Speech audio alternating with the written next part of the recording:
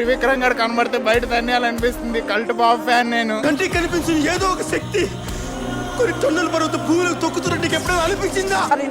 అలా వైకుంఠపురము ఇవన్నీ రెండు మిక్స్ చేసినారు అనిపిస్తుంది. ఒకళ్ళ కోసం ఒకళ్ళు చచ్చేంత రిలేషన్ లేదుగా మన ఇద్దరికి. ఒకళ్ళనొకళ్ళు చంపుకునేంత గొడవలు కూడా లేవుగా మన ఇద్దరికి. త్రివిక్రమ్ మహేష్ బాబు గారిని ఏం చెప్పుకొచ్చాడు ఈ సినిమా. హాయ్ ఫ్రెండ్స్, నేను డిఎస్ఎస్ఆర్ అనిరుద్ని, ఆస్పైరింగ్ ఫిల్మ్ మేకర్ని. ఎప్పటి నుంచో నాకు ఫిల్మ్ మేకర్స్ గురించి అండ్ వాళ్ళ రైటింగ్ స్టైల్ గురించి మాట్లాడేయాలి అన్న ఐడియా ఉండింది. ఎప్పుడు అప్పుడు చేసేద్దాం అని చెప్పి స్ట్రైట్ జిమ్ నుంచి వచ్చాను. బట్టలు కూడా మార్చుకోకుండా కెమెరా తీసి పెట్టేశాను, లేకపోతే మనం రికార్డ్ చేయమని చెప్పి. నోట్స్ కూడా నేను రాసుకోలేదు, చూడండి ఖాళీగా ఉంది. బట్ ఏదైనా పాయింట్స్ వస్తే రాద్దామని పెట్టుకున్నాను. ఇవాళ నేను త్రివిక్రమ్ గారి ఫిల్మ్ మేకింగ్ స్టైల్, ఆయన రైటింగ్ గురించి మాట్లాడతాను. నాకు తెలిసి తెలుగు ఫిల్మ్ ఇండస్ట్రీలో ఇప్పుడు టాప్ డైరెక్టర్స్ ఎవరు అని అడిగితే మనం యూజువల్గా చెప్పే పేరు రాజమౌళి గారు అండ్ సుకుమార్ గారు.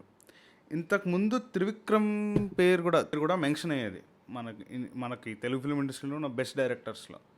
ఈ మధ్య ఎస్పెషలీ గుంటూరు కారం తర్వాత త్రివిక్రమ్ కుండే యాడ్యులేషన్ తగ్గింది. నాకు ఇంకా గుర్తు, గ్యాంగ్స్ ఆఫ్ గోదావరి సినిమాకి వెళ్ళినప్పుడు అక్కడ త్రివిక్రమ్ ఫోటో వస్తుంది.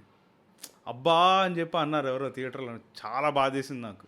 As a writer Trivikram explore చేసినంత యునీక్ ప్లాట్ పాయింట్లు ఎవ్వరు ఎక్స్ప్లోర్ చేయలేదు.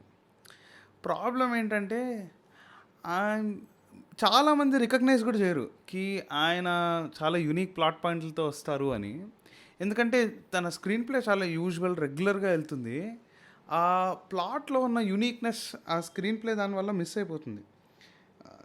ఫర్ ఎగ్జాంపుల్ అజ్ఞాతవాసి తీసుకోండి. అజ్ఞాతవాసి సినిమా చూసినప్పుడల్లా చాలా బాధేస్తుంది. It is one of the best ideas, completely mistreated. But Agnyaathavaasi idea ఏంటి, ద కోర్ ఆఫ్ ఐడియా ఏంటి? ప్రపంచానికి దూరంగా ఎవ్వరికీ తెలియకుండా బాగా ధనవంతుడైన ఒక తండ్రి తన కొడుకుని పెంచుతూ వస్తున్నాడు. కొడుకున్నాడన్న విషయం తెలిస్తే అతనికి ఏమైనా అవుతుందేమో అన్న భయంతో, కొడుకు ఏమైనా అవుతుందేమో అన్న భయంతో అలాంటి తండ్రిని ఎవరో చంపేస్తారు ఆస్తి కోసం. ఇప్పుడు ఎవ్వరికీ తెలియని ఆ కొడుకు ఒక్కసారి బయటికి వచ్చి తన తండ్రిని చంపిన వాళ్ళని కనుక్కొని పగ తీర్చుకొని తన ఆస్తి తను కాపాడుకుంటాడు. ఇది story. It's a very good idea. But screen play అంతే స్లిక్గా ఉంటుందా అంటే గుంటూరు కారం చాలా కాంట్రవర్సీ అయింది. నేను ఇది హిట్ ఆ ఫ్లాపా ఈ డిస్కషన్లోకి వెళ్ళట్లేదు. బట్ గుంటూరు కారానికి మిక్స్డ్ రియాక్షన్ వచ్చింది అన్న దాంట్లో ఎలాంటి అనుమానం లేదు, దాంట్లో ఎలాంటి డౌట్ లేదు. కాబట్టి గుంటూరు కారం cinema I think this is one of the best plot ideas ఎవ్వరూ ఇప్పటివరకు ఇండస్ట్రీలో ఎక్స్ప్లోర్ కూడా చేయలేదు. గుంటూరు కారంలో హీరో క్యారెక్టర్ కర్ణుడి క్యారెక్టర్కి చాలా దగ్గరగా ఉంటుంది. బేసికల్గా కథ ఏంటి, చిన్నప్పుడే అకారణంగా తల్లి వదిలేసిన ఒక కొడుకు ఎలా ఎదుగుతాడు, తన మానసిక పరిస్థితి ఎలా ఉంటుంది, ఎలా తల్లి తనను వద్దనుకుంది అన్న దాంతో పీసుకొస్తాడు అన్నది స్టోరీ. దళపతి సినిమాలో రజనీకాంత్ కూడా ఇదే క్యారెక్టర్. ఇది చాలా చాలా మంచి ఐడియా. దాన్ని అలా డీల్ చేశారా? గుంటూరు కారంలో కొన్ని సీన్లు చాలా బాగుంటాయి. ఫర్ ఎగ్జాంపుల్ గుంటూరు కారంలో మహేష్ బాబు ఇంట్రడక్షన్ సీన్ చాలా బాగుంటుంది. ప్రకాష్ రాజ్తో ఆయనకు అయ్యే రెండు కాన్వర్సేషన్ సీన్లు ఉంటాయి ఇంటర్వెల్ ముందు. ఒకటి సంతకం పెట్టమని అడుగుతాడు, తర్వాత ఇంటర్వెల్ సీన్ అన్ని వస్తువులు పగలగొడతాడు మహేష్ బాబు, ఆ సీన్. 3 సీన్లేనా బాగుండేవి?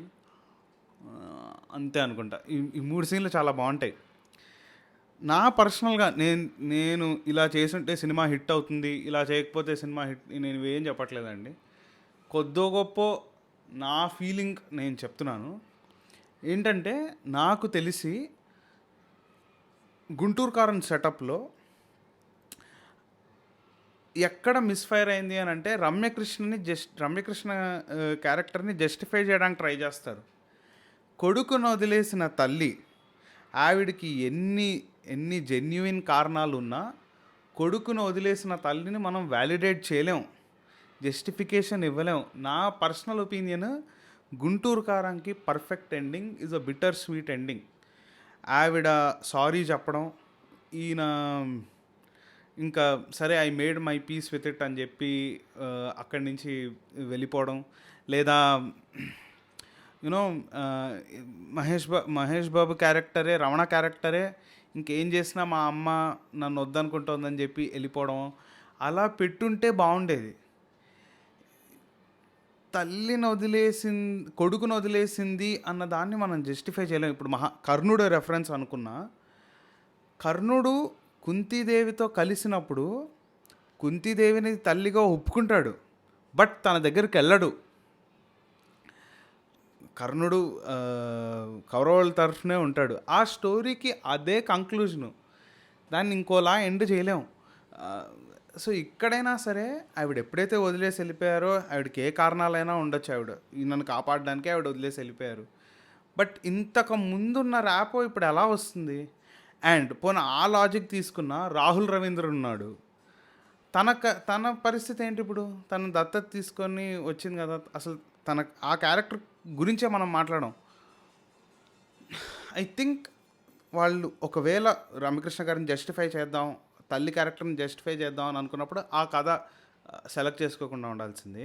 నా personal opinion, it's a very good story.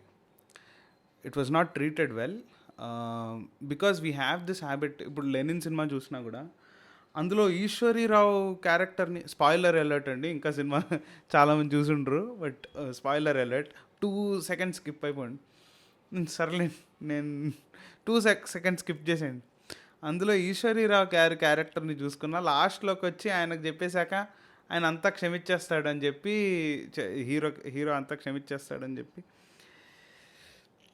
మనం ఈ వైట్ వాషింగ్ ప్రాసెస్లోనే ఎక్కడో స్టోరీ మెయిన్ మూలాన్ని దెబ్బతీస్తామేమో. కొన్ని క్యారెక్టర్స్ని జస్టిఫై చేయలేం. ఇప్పుడు మన మహాభారతం, రామాయణం, విచ్ మనం ఎప్పుడు రెఫరెన్స్గా తీసుకుంటాం ఈ కథలు రాయడానికి, అక్కడ క్యారెక్టర్లకు జస్టిఫికేషన్ ఇవ్వరు. కుంతీదేవికి జస్టిఫికేషన్ ఇవ్వరు, ఆవిడ అలా వదిలేసి వెళ్ళిపోయింది. Now you draw your interpretations. నీకు నచ్చితే నచ్చిందని చెప్పు, లేకపోతే లేదని చెప్పు. అంతేకాని జస్టిఫై చేసే ప్రయత్నం కూడా చేయరు. మనం కూడా I think somewhere film makers should be okay with people judging characters. కొంతమంది బాగాలేదంటారు, కొంతమంది బాగుందంటారు. We should be leaving it to our interpretation. Okay, but digressing back, okay, ఈ స్టోరీసే కాదు, గుంటూరు కారం అండ్ అజ్ఞాతవాసియే కాదు, you can go back. Son of Satyamurthy కథ ఏంటి? సన్ ఆఫ్ సత్యమూర్తి కథ ఏంటంటే, ప్లాట్ పాయింట్, తండ్రి లెగసీని కాపాడడానికి తండ్రి అంటే చాలా ఇష్టం ఉన్న ఒక కొడుకు ఏ ఎక్స్టెంట్కి వెళ్తాడు అన్నది సన్ ఆఫ్ సత్యమూర్తి కథ. ఆ స్టోరీ తీసుకోండి. చాలామంది ఇంకా అత్తారింటికి దారేది ఒకటే కదా, మళ్ళీ తీశారని చెప్పి అంటారు. లేదు, సేమ్ సెటప్, దానివల్ల ఒకటేలా అనిపిస్తుంది. రెండు ఫ్యామిలీ సెటప్లో ఉండడం వల్ల ఒకటే కథలా అనిపిస్తుంది, but they are completely different stories.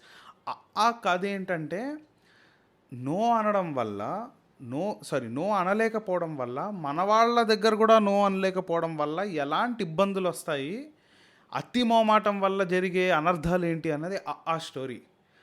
Attarintiki Daredi కథ ఏంటంటే, ఒక కూతురు చెప్పా పెట్టకుండా పెళ్లి చేసేసుకుంటే ఆరు పెళ్లి చేసుకునే ప్రయత్నం జరిగితే, ఎంత పెద్దవాడైనా, ఎంత పేదరికంలో ఉన్నా వాళ్ళ రియాక్షన్ ఒకేలాగా ఉంటుంది. కూతురు మీద అపారమైన ప్రేమ ఉన్న తండ్రి ఒకేలా రియాక్ట్ అవుతాడు అన్నది అత్తారింటికి దారేది స్టోరీ. డయాబాలికలీ డిఫరెంట్. ఆలో వాళ్ళు డీల్ చేసిన పాయింట్, అత్తారింటికి దారిలో వాళ్ళు డీల్ చేసిన పాయింట్. కాకపోతే ఏంటంటే ఒకటే సెటప్. నా కంప్లైంట్ కూడా త్రివిక్రమ్ ఫిల్మోగ్రఫీలో సెటప్ అదే ఉంటుంది. స్క్రీన్ ప్లే డైవర్ట్ అయిపోతుంది. ఇప్పుడు అజ్ఞాతవాసిలో కూడా ఎంత సీరియస్గా వెళ్ళాలి ఆ సినిమా. కొడుకు తండ్రి ఎవరిని చంపేశారో తెలియదు, పిన్నిని చంపడానికి, అంటే ఖుష్బు గారిని చంపడానికి ప్రయత్నాలు జరుగుతున్నాయి. కంపెనీని అంతా డ్యామేజ్ చేయడానికి ఎవరో ట్రై చేస్తున్నారు. అంత సీరియస్ కాన్ఫ్లిక్ట్లో హీరో ఉన్నాడు. అంత సీరియస్గా వెళ్ళాలి ఆ సినిమా, అది అలా వెళ్ళదు. మిడిల్లో రావు రమేష్ గారు వస్తారు, మురళీ శర్మ గారు వస్తారు, వాళ్ళేవో జోకులు వేస్తారు, హీరోయిన్లు 2 క్యారెక్టర్లు వస్తాయి. అసలు ఆ కాన్సెప్ట్ తీసుకున్న కాన్సెప్ట్లో ఉన్న డెప్త్లోకి ఆ కథ అసలు అలా అలా డీలే చేయదు ఆ స్క్రీన్ ప్లే. నాకు తెలిసి నాకు త్రివిక్రమ్ గారి ఫిల్మోగ్రఫీలో చాలా ఇష్టమైన సినిమాలు, నేను నా ఫ్రెండ్స్కి కూడా చాలాసార్లు చెప్పాను, ఈజ్ నువ్వే నువ్వే అండ్ జులై నాకు పిచ్చ ఇష్టం. అండ్ ఇంకో కాన్స్టెంట్ కామెంట్ ఏంటంటే త్రివిక్రమ్ మీదకి ఆయన సీన్లు కాపీ చేస్తాడు, ఎక్కడిదక్కడ సీన్లు కాపీ చేసి పేస్ట్ చేస్తాడు. ఇన్ఫ్యాక్ట్ దాంట్లో దీన్ని డిఫెండ్ చేయడానికి కూడా ఏం లేదు. జోకర్ సినిమాలో కనుక సీన్ ఏదైతే ఉందో, బ్యాట్మ్యాన్ సినిమాలో బ్యాంక్ రాబరీ సీన్ ఏదైతే ఉందో, జూలై సినిమాలో బ్యాంక్ రాబరీ సీన్ ఏదైతే ఉందో, అది ఇట్లా కాపీ చేసి పేస్ట్ చేసినట్టు ఉంటుంది. But treatment I'm not against copying అండి. అంటే ఇలా సీన్లు కాపీ చేసి పేస్ట్ చేయడం నేను డిఫెండ్ చేయట్లేదు. Taking inspiration is not wrong, because essentially even మన కెరియర్ డిసిషన్స్ చూసుకోండి, మనకు ఐడియాలు ఎప్పుడు వస్తాయి? When somebody tries an experiment and if ఈ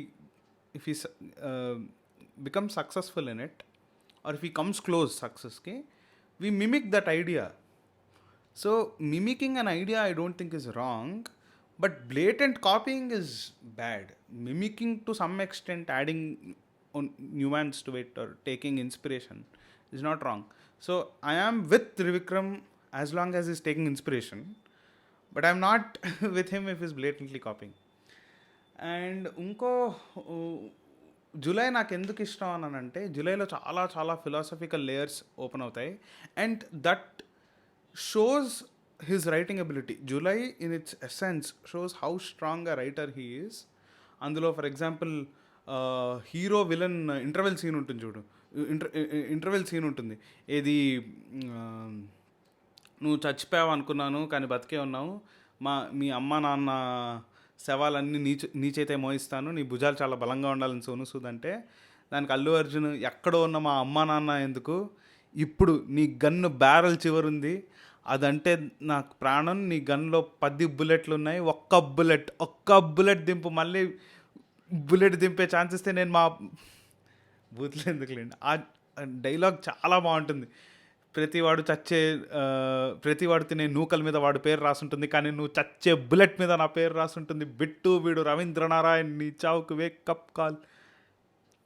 ఆ డైలాగు ఆ తర్వాత నెక్స్ట్ ఇమీడియట్ సీన్లో రావు రమేష్ వచ్చి అల్లు అర్జున్ని, వాడు నిన్ను చూశాడా, నువ్వు ఇక్కడ ఉండడం సేఫ్ కాదు, నువ్వు ప్లేస్ మారాలి అని చెప్తే, నెక్స్ట్ ఎక్కడికి సార్, గుంటూరా అనకాపల్లా, సార్ సునామీ వచ్చినప్పుడు తడవకూడదని ఎవడైనా రెయిన్ కోట్ వేసుకుంటే మీకు ఎలా ఉంటుంది, మీరు మాట్లాడుతుంటే నాకు అంతే ఎటకారంగా ఉంది అని చెప్తాడు.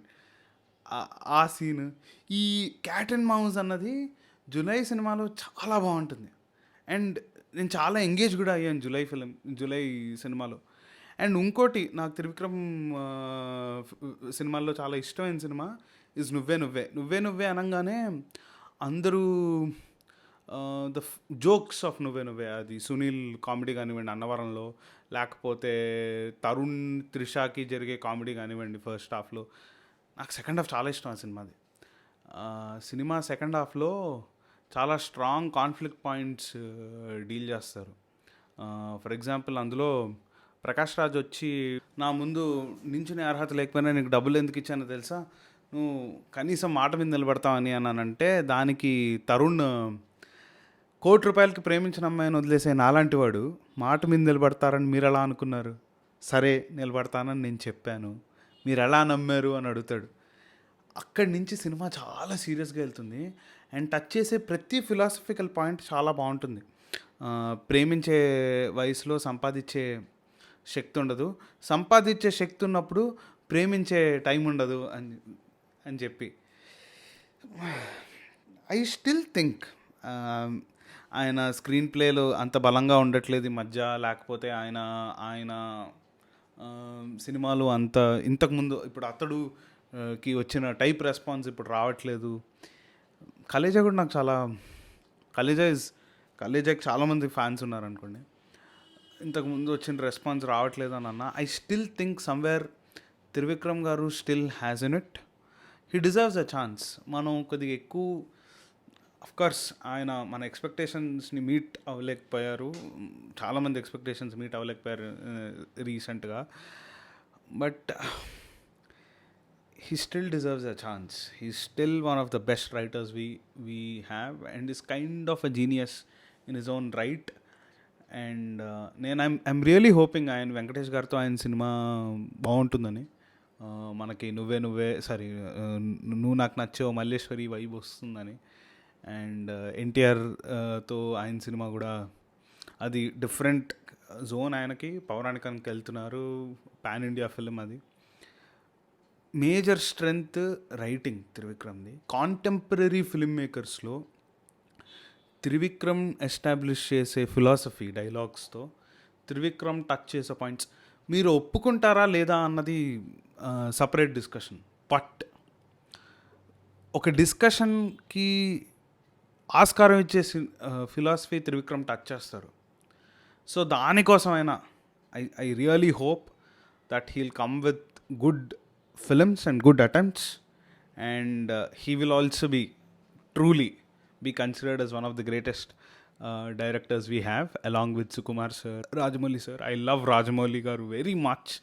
He's one of the filmmakers I adore, not because తనకేమో హిట్లు వస్తున్నాయి కాబట్టి అందరు రాజమౌళి పేరు చెప్తారని కాదు. I really love him. ఒకరోజు ఆయన గురించి కూడా we'll talk. So that is it అండి. Thank you. ఒకవేళ బోర్ కొట్టించుంటే ఐఎమ్ సారీ. నాకు సజెషన్స్ ఇవ్వండి, మీకు ఎలా నేను ప్రజెంట్ చేస్తే బెటర్ అన్నది. I will do it. Thank you.